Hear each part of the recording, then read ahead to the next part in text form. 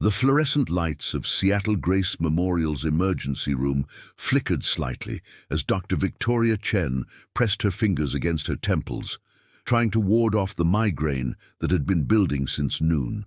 At 38, she was one of the most successful cardiothoracic surgeons in the Pacific Northwest, with a net worth that had recently crossed the billion-dollar mark thanks to her revolutionary medical device patents.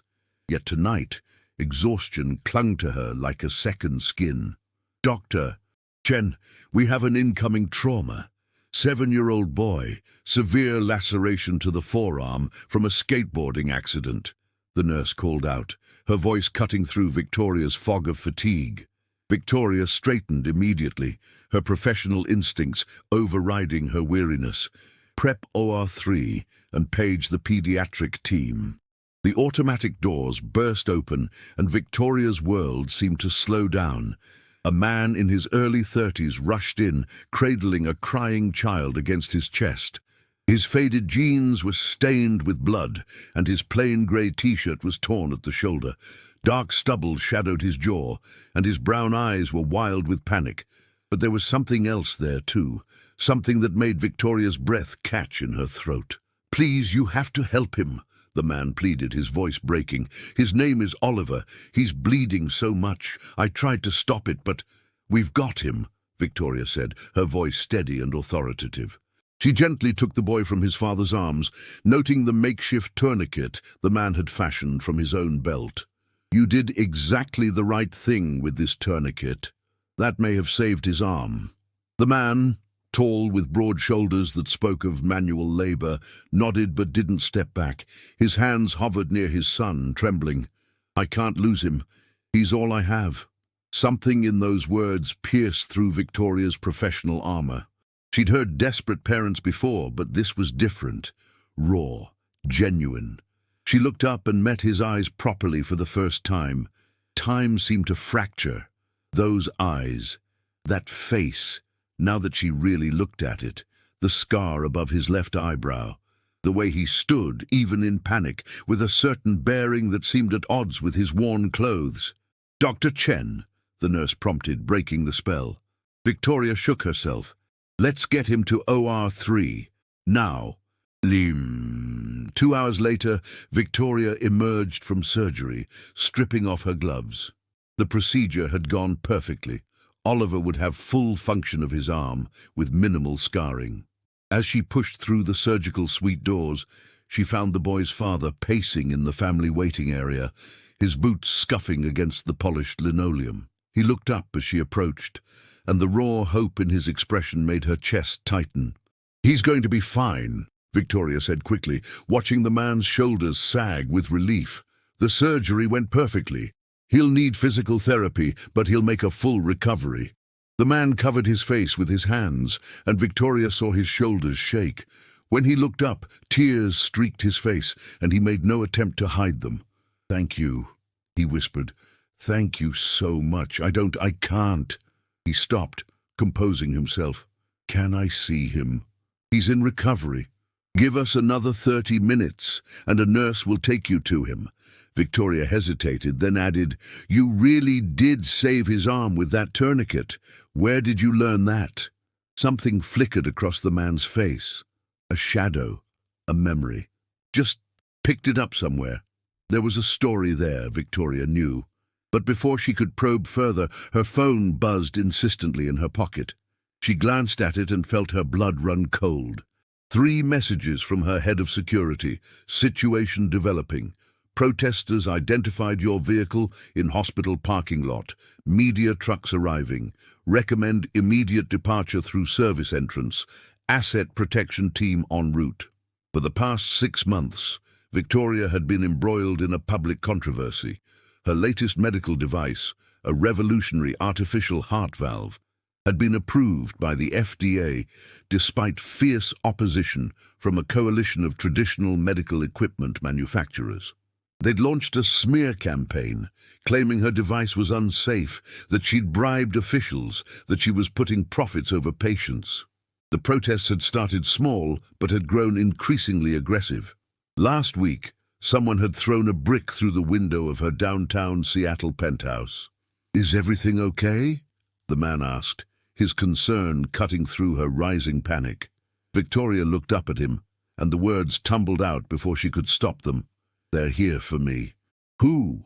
Before she could answer, the sound of raised voices echoed from the hospital's main entrance. Through the glass doors, Victoria could see a crowd gathering, some holding signs, others with cameras. Her security team leader, Marcus, appeared at her elbow. "Dr. Chen, we need to move, now."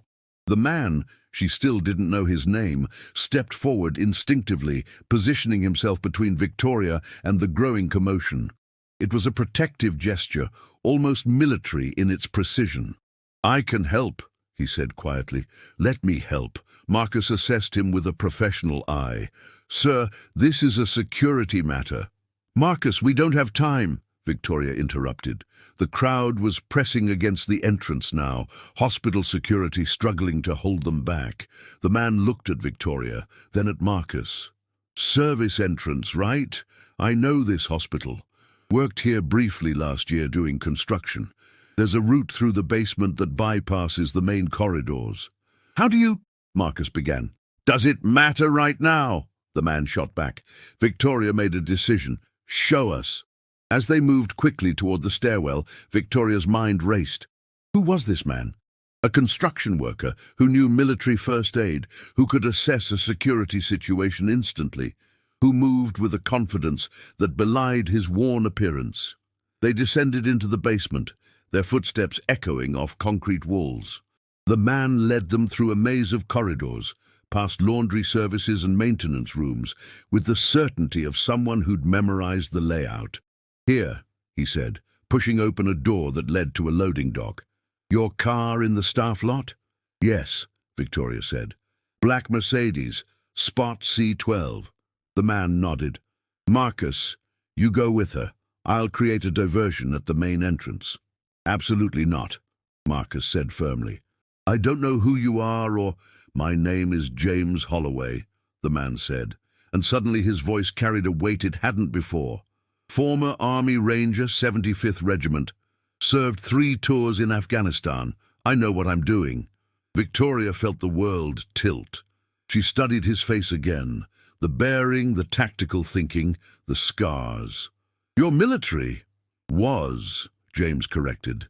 His jaw tightened. "Before my wife died, and I became a single dad to a 7-year-old who needs me more than the army did." The simple honesty of it struck Victoria like a physical blow.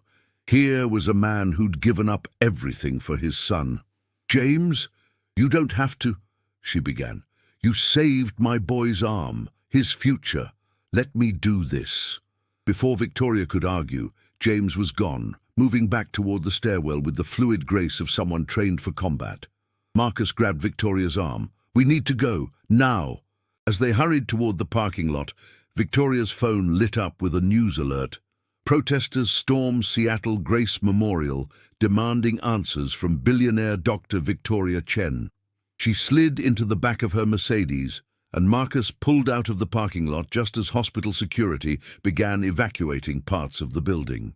Through the tinted windows, Victoria saw James emerge at the main entrance, calmly speaking to the crowd, gesturing toward the wrong direction. He was buying them time. "Who is that guy?" Marcus muttered, impressed despite himself. Victoria leaned back in her seat, her mind spinning. James Holloway, former Army Ranger, single father, a man who'd walked away from one of the most elite military units in the world to raise his son alone. And she'd just met him in the most chaotic night of her life.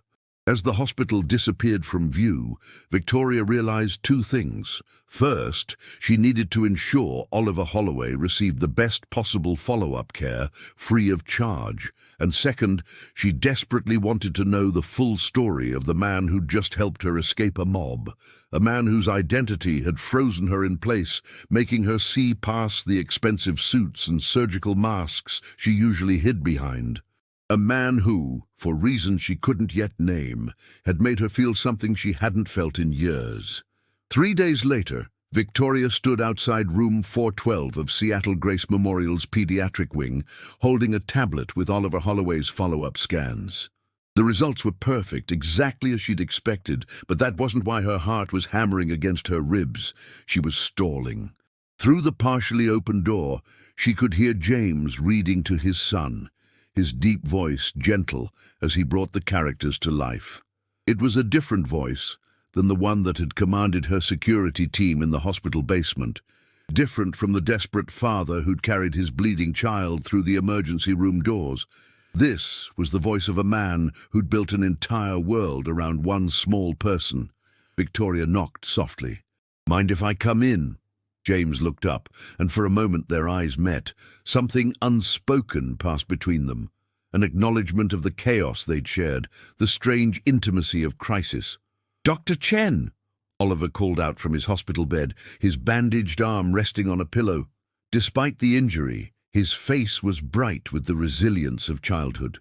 "Dad said you're the one who fixed my arm." Victoria smiled, entering the room. "I had a lot of help from a great team. But yes, I was your surgeon. How are you feeling?" "It hurts a little, but the nurses gave me ice cream twice today," Oliver said proudly. "Chocolate and vanilla. The most important part of recovery," Victoria said seriously, making the boy giggle. James stood, and Victoria noticed details she'd missed in the emergency room chaos. His hands were calloused but clean, his fingernails trimmed short. He wore a different shirt today, still inexpensive, but pressed carefully. The watch on his wrist was a basic digital model, the kind that cost $20 at a department store. Everything about him spoke of someone living paycheck to paycheck, making every dollar count. Yet he moved with confidence, spoke with intelligence, and his eyes held a depth of experience that made Victoria's privileged upbringing feel almost sheltered by comparison. "I didn't expect to see you doing rounds," James said carefully. "I thought surgeons of your caliber usually had residents handle follow-ups." "Usually," Victoria admitted, "but Oliver's case was special." "You're special," her mind whispered, but she pushed the thought away. "The scans look perfect," she continued, pulling up the images on her tablet. "Full range of motion, should return within 6 to 8 weeks with proper physical therapy. I've arranged for him to see one of our best pediatric PT specialists." James's expression tightened almost imperceptibly. "Dr. Chen, I appreciate everything you've done, but I need to be straight with you.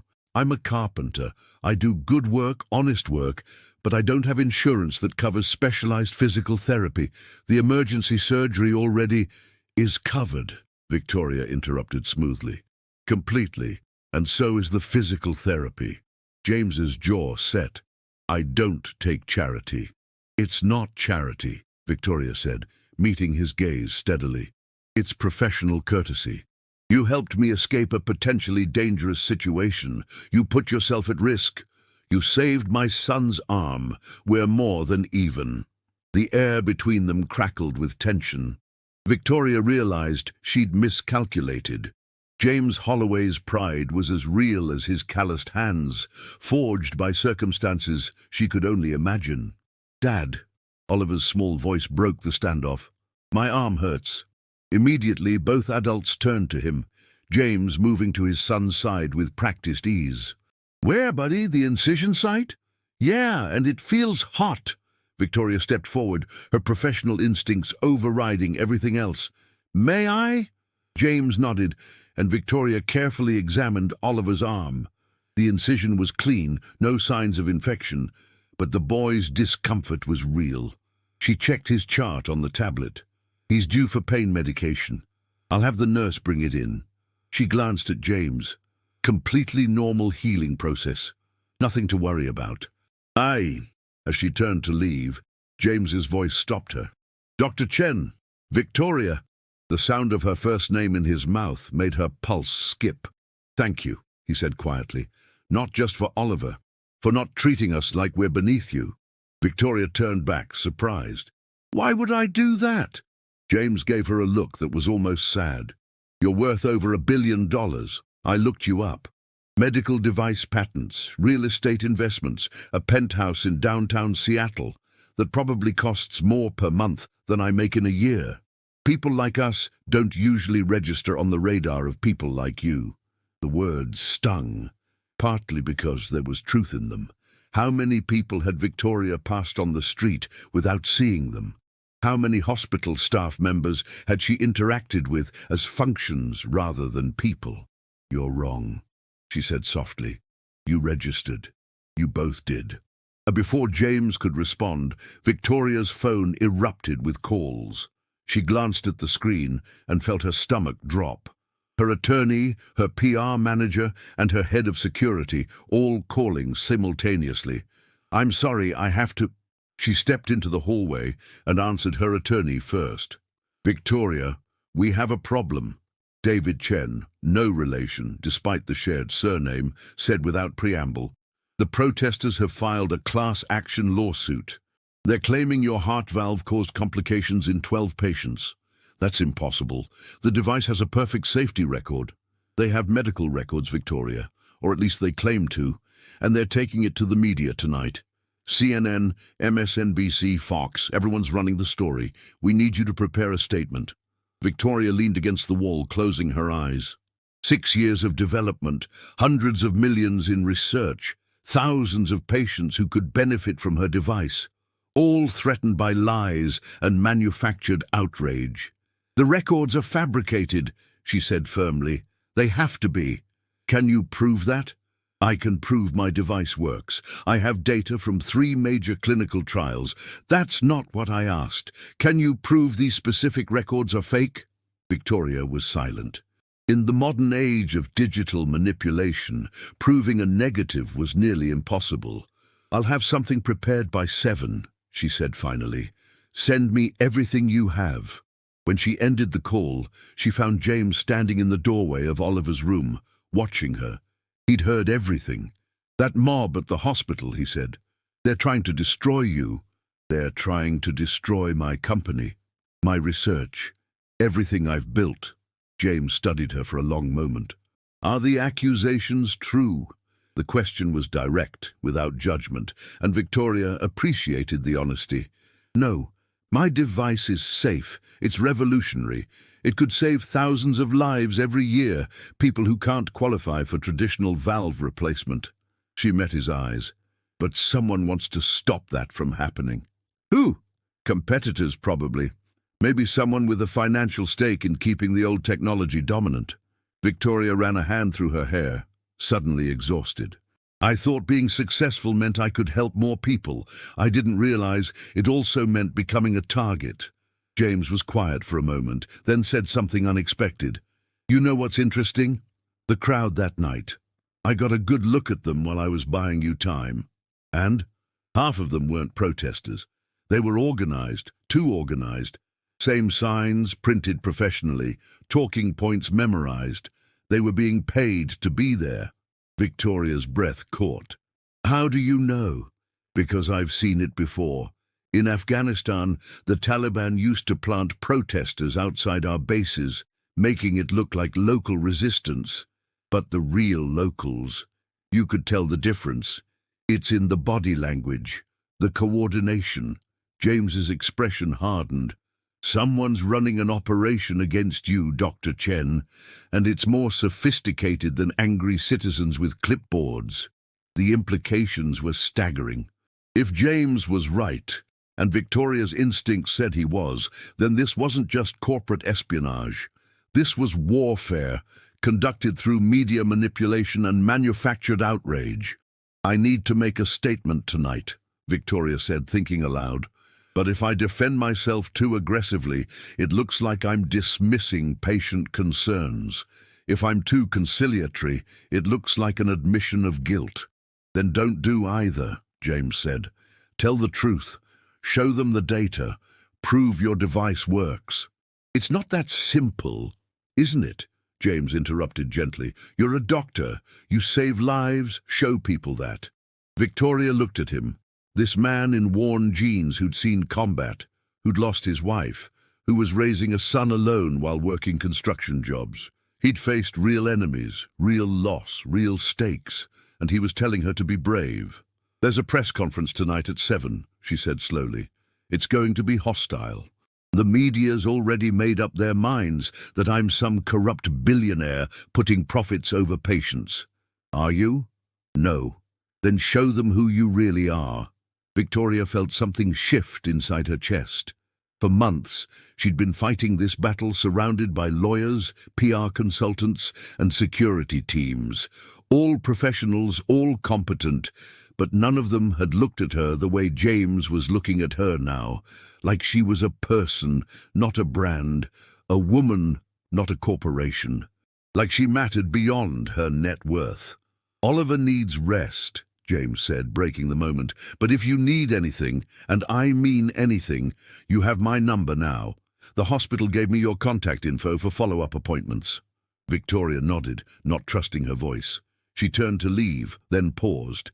"James, that night in the basement, you knew exactly how to handle that situation, moving tactically, assessing threats, creating a diversion." She looked back at him. "The Army Rangers are one of the most elite units in the military. Why did you leave?" James's expression shuttered, pain flickering across his features. "My wife, Sarah, she died 2 years ago. Cancer, stage 4 by the time they found it." His voice was steady, but Victoria could hear the weight beneath the words. "I was deployed when she got sick. By the time I got emergency leave, she had 3 weeks left." Victoria's heart clenched. "James, I'm so sorry. I spent those 3 weeks with her and Oliver. Watched her teach him things she knew she wouldn't be there to teach him later. How to tie his shoes, how to read, how to be kind." James's jaw tightened. "When she died, I had a choice. Go back to my unit, let Oliver be raised by my mom and sister while I served overseas, or resign my commission and be the father my son needed. You chose him. Every time. Every single time." James looked toward Oliver's room, where the boy had fallen asleep. "The Army was my life for 12 years. My identity, my purpose. Walking away from it felt like cutting off a limb, but being Oliver's dad." He smiled, and it transformed his entire face. "That's who I was meant to be." Victoria felt tears prick her eyes. She'd built an empire, revolutionized cardiac care, been featured on the covers of Fortune and Forbes, but she'd never known sacrifice like this, the kind that cost everything and asked for more. "You're remarkable," she said softly. James shook his head. "I'm just a guy trying to do right by his kid. You're the remarkable one. You literally invent ways to save hearts." "But I don't know what it means to have one," Victoria said, before she could stop herself. The words hung between them, vulnerable and raw.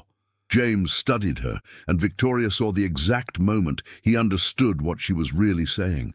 "I think you do," he said quietly. "I think you're just afraid of using it." Before Victoria could respond, her phone buzzed again. Her PR manager. "I have to go," she said reluctantly. "But James, thank you for everything." As she walked away, Victoria felt the weight of the evening ahead pressing down on her. A press conference where every word would be dissected, where one wrong phrase could destroy years of work. But for the first time in months, she wasn't facing it alone. Because somewhere in this hospital, a former Army Ranger who'd given up everything for love was telling her to be brave. And somehow, that made all the difference. The press conference room at the Four Seasons downtown was packed with journalists, their cameras creating a wall of unblinking eyes. Victoria stood backstage, her tailored navy suit armor against the coming assault. Her statement printed on cards, her hands wouldn't stop trembling enough to hold steady. 5 minutes, Doctor. "Jen," her PR manager Patricia said nervously, "remember, stick to the talking points. Don't engage with hostile questions. Keep it professional and distant." Professional and distant. The very things James had implicitly told her not to be. Victoria's phone buzzed with a text. "You've got this. Just tell the truth." James. She stared at the message. He'd sent it from Oliver's room, probably while his son slept. This man, who had every reason to focus solely on his own problems, was thinking about her. When was the last time someone had done that? Dr. Chen, they're ready, Patricia said. Victoria walked onto the stage, the camera flashes momentarily blinding. The room quieted as she approached the podium, and she could feel the weight of judgment from every person present. "Good evening," she began, her voice steady despite the chaos in her chest. "My name is Dr. Victoria Chen, and I'm here to address the allegations regarding my company's artificial heart valve device." She paused, looking at her prepared cards. Every word had been vetted by lawyers, sanitized by PR consultants, designed to minimize liability while admitting nothing. "Just tell the truth," James's voice echoed in her mind. Victoria set the cards down on the podium. "Actually, I'm not going to read from these," she said, and she heard Patricia's sharp intake of breath from backstage. "Because what I need to say doesn't come from talking points. It comes from 15 years of research, 6 years of development, and a fundamental belief that every human life has value." The room erupted with shouted questions, but Victoria held up her hand. "I grew up in San Francisco, the daughter of immigrants who worked 3 jobs between them to put me through college. My father died of congestive heart failure when I was 23, 6 months before they would have approved a new valve replacement procedure." Her voice cracked slightly. "He was on a waiting list. His heart failed while he waited." The room had gone still. This wasn't the cold billionaire they'd expected. "I became a doctor because I didn't want anyone else to lose their father the way I lost mine. And I started my company because I saw thousands of patients who couldn't qualify for existing valve replacements. People deemed too high risk, too old, too poor. People the system had written off." Victoria pulled out her tablet and projected the image onto the screens behind her. "This is the data from our clinical trials. 3,000 patients across 12 hospitals. 0 device failures. 0 complications directly attributable to the valve. A 97% improvement in quality of life scores." She looked directly into the cameras. "These aren't numbers. These are grandmothers who can play with their grandchildren again. Veterans who can take walks without oxygen tanks. Parents who will see their kids graduate college." "Dr. Chen!" a reporter shouted. "What about the 12 patients whose medical records show complications?" "I'm glad you asked," Victoria said, her voice hardening. "Because I spent the last 6 hours having my team trace those records. Would you like to know what we found?" She pulled up another screen, this one showing a detailed forensic analysis. 7 of the 12 patients don't exist. Their social security numbers are fake. 3 more never received my device. They had traditional valve replacements from our competitors. And the remaining 2? Victoria's eyes blazed. "They're doing fine. Thriving, in fact. I have signed statements from both of them saying they never authorized the use of their medical information and that they've been completely satisfied with their outcomes." The room exploded with questions. Victoria powered through them. "Someone is fabricating evidence to destroy this technology, and I think we all need to ask why. Who benefits from keeping a life-saving device off the market?" "That's a serious accusation," a journalist from the Wall Street Journal called out. "Do you have proof?" "I have forensic evidence of document tampering. I have patients willing to testify that they never complained about my device. And I have investigators looking into the financing behind the protest groups that have been targeting me." Victoria leaned forward. "But here's what I want everyone to understand. This isn't about me. It's about the patients who need this technology. Every day we delay getting my device to hospitals, people die on waiting lists. People suffer with conditions that could be treated." She paused, making eye contact with as many journalists as she could.